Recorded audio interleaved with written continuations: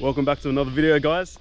Today we're in Narrabeen Reserve and we're looking for the Azure Kingfisher, one of my favorite kingfishers here in Australia. This kingfisher is probably the most colorful one that we have here. It's got this beautiful deep blue and vibrant bright orange color, so I'm very excited to spot it. Now in this reserve there's two types, well actually there's three types of kingfishers. We have the Azure Kingfisher, the Sacred Kingfisher, and the Laughing Kookaburra, believe it or not. But these three kingfishers all live here in harmony. There's a few ponds and lakes around here, so we're gonna have a good chance of spotting one. So places like this are perfect for them to live in. They live in estuaries, ponds, rivers, bodies of water in general. So we searched all the ponds in the area, and for about an hour we found nothing. Until eventually, Wayne Keys spotted a flash of orange and blue. Oh yeah. You see it, Robin? On that build? Yeah. So the Azure Kingfisher can be found at the top part of Australia, the east coast, as well as Tasmania. They're one of the smallest kingfishers that we have here in Australia. The largest being the Laughing Kookaburra, which is the largest kingfisher in the world. They've got this beautiful deep blue color, as well as bright orange underparts.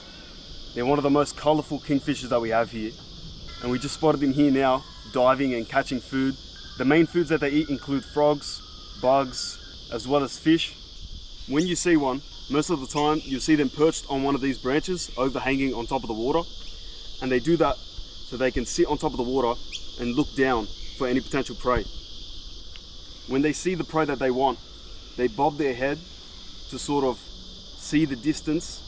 When they lock onto a target, they'll jump up in the air and swoop down and dive right into the water and snatch out their prey, which most of the time is frogs, fish, as well as bugs.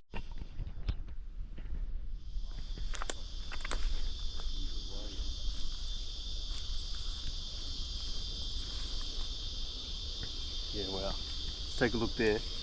He was just there on all those branches. Such a beautiful bird. The bright orange and that deep blue. Yeah. They've also got the two white spots at the back of their head. So unique. Their beak is just so big compared to their body. They've got this tiny tail. Wow.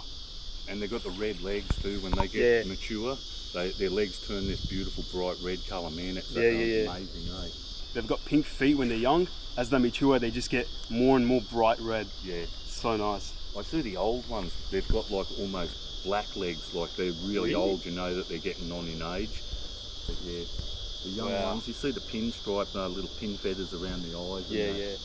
This one we're filming, it's only probably a juvenile, man. It's one of the fledglings from this year. So it'll probably only be a few months old, a couple of months. So they're not hunting all day, so they just take breaks during midday when it gets really hot.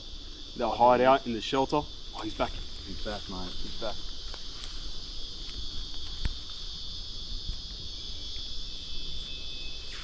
Yeah, you hear the whipbirds as well. You know, Narrabeen Reserve, actually 140 years ago, was just farmland, but they converted it and they restored it into what we see now. So it's amazing to see all this wildlife, all these unique wildlife coming back and re-inhabiting this land. Now the Azure Kingfisher is considered a small species of kingfisher. They grow out sizes around 16 centimeters to 19 centimeters. So they're very small birds, they're easy to miss. So you see how this pond has a lot of shade and vegetation overgrowing on top of the pond.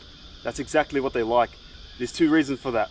First reason is the shade allows them to see more clearly inside of the water, so they can spot their prey much easier.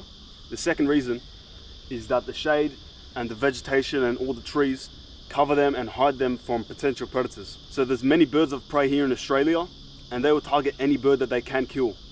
When a bird of prey is flying above and they see all the trees on top, it's harder for them to spot a tiny little bird.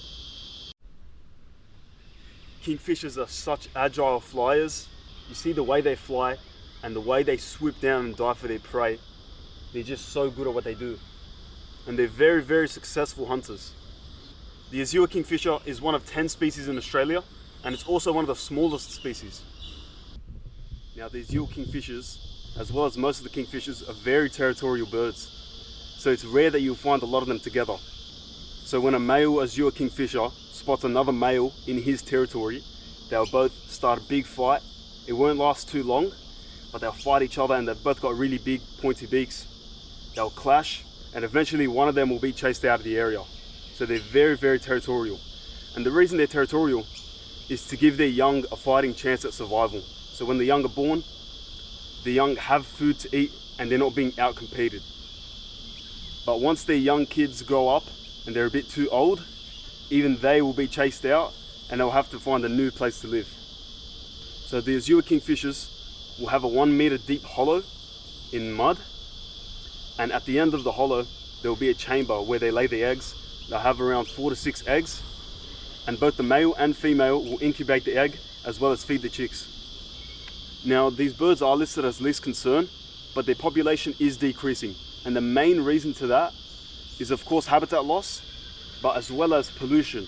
So their waters will get polluted, which affects their prey and which in turn affects them. If you enjoyed the video, please subscribe, like, comment, share, all that stuff. Also, don't forget to check out my Instagram and my TikTok. I'll link that down below.